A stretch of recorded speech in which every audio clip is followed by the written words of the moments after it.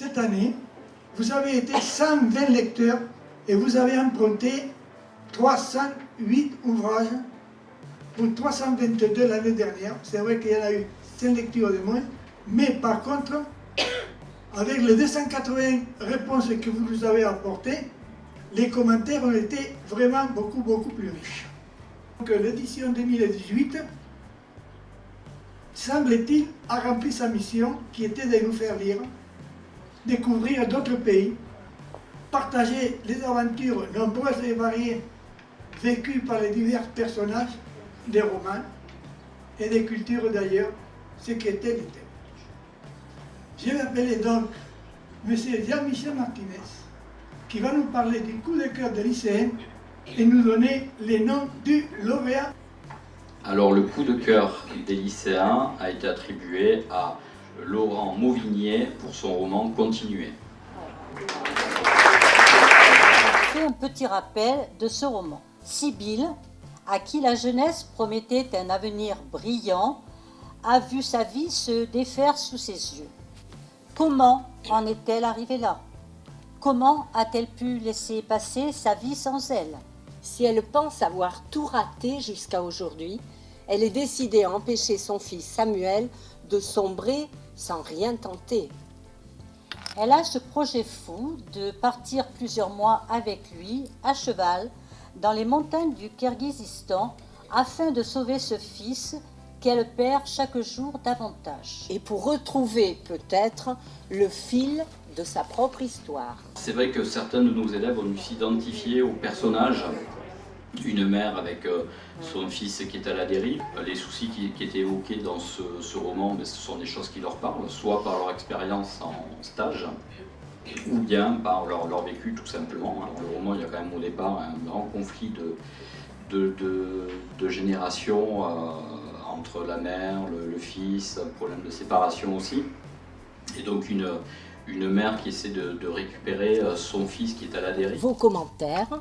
Histoire bouleversante aux larmes par sa profonde intensité, qu'il s'agisse de l'amour entre une mère et son fils, de la beauté des paysages et des scènes avec les habitants et les chevaux.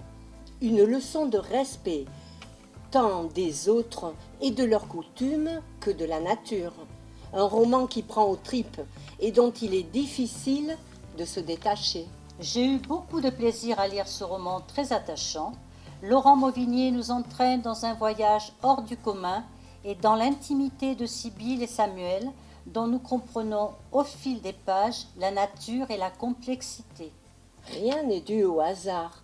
Les êtres sont le reflet de ce qu'ils ont vécu et des événements extérieurs. Encore faut-il arriver à les décrypter afin d'accéder au bonheur de se retrouver. C'est le premier livre de Laurent Mauvigné que je lis. Je découvre son écriture qui capte les événements et les sentiments en leur tournant autour avec des mots qui se juxtaposent dans de longues phrases haletantes. Le portrait de cette femme se dessine tout en nuances au fil des épreuves. Beaucoup de passages m'ont plu. Si on a peur des autres, C'est foutu. si on croit que l'on n'a pas besoin des autres et que les autres sont seulement des dangers, Alors c'est foutu. Aller vers les autres n'est pas renoncer à soi. Cela reste ce qui résonne le plus en moi. Alors, pour les prix des lecteurs, c'est notre présidente de l'association des mots et des sons qui organise les prix, Madame Lara, et qui va nous donner les résultats du vote. Jean-Christophe Ruffin pour son livre Le Tour du monde du roi Zibelline.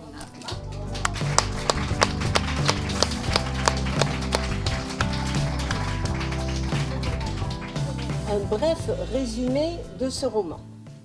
Mes amis, s'écria Benjamin Franklin, permettez-moi de dire que pour le moment, votre affaire est strictement incompréhensible. Nous ne demandons qu'à vous l'expliquer, dit Auguste. Et d'ailleurs, nous avons traversé l'Atlantique pour cela. Eh bien, allez-y.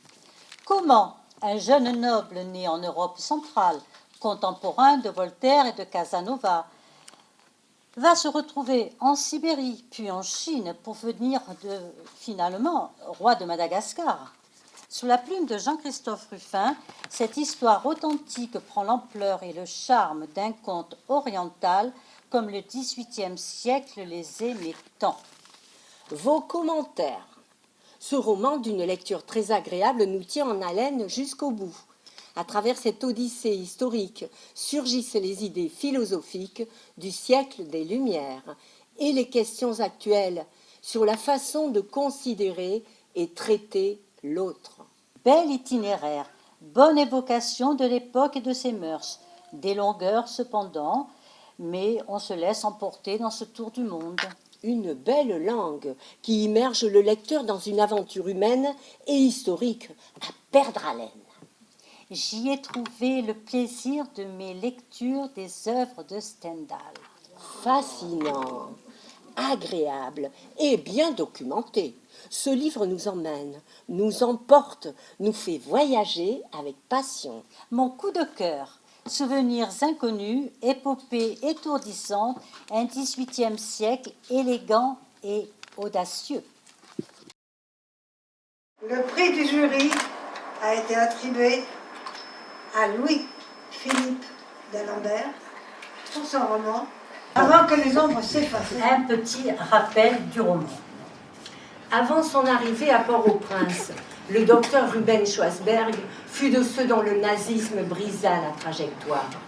Devenu un médecin réputé et le patriarche de 3 générations d'Haïtiens, il a tiré un trait sur son passé.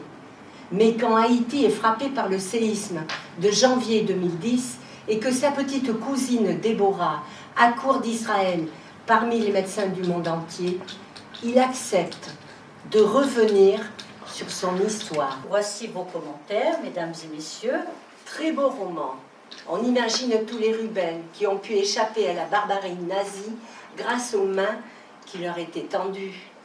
Cette histoire met en relief un fait oublié ou passé inaperçu durant la période mouvementée de la Seconde Guerre mondiale, la prise de position du petit État d'Haïti.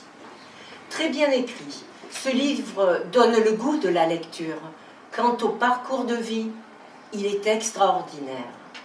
Un épisode historique que je ne connaissais pas, les Juifs accueillis en Haïti pendant la Seconde Guerre mondiale, belle ambiance haïtienne, hommage à ce peuple et à la magnifique histoire de Ruben, bien écrit.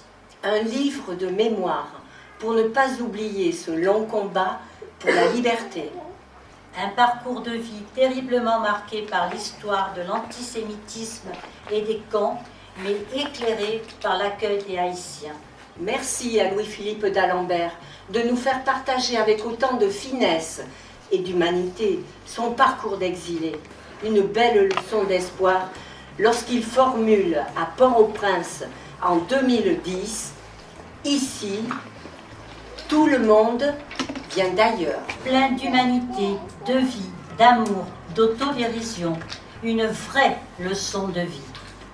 Coloré, Pétillant, émotion, optimisme, même aux instants les plus tragiques. un hymne à la vie. Ça redonne le moral.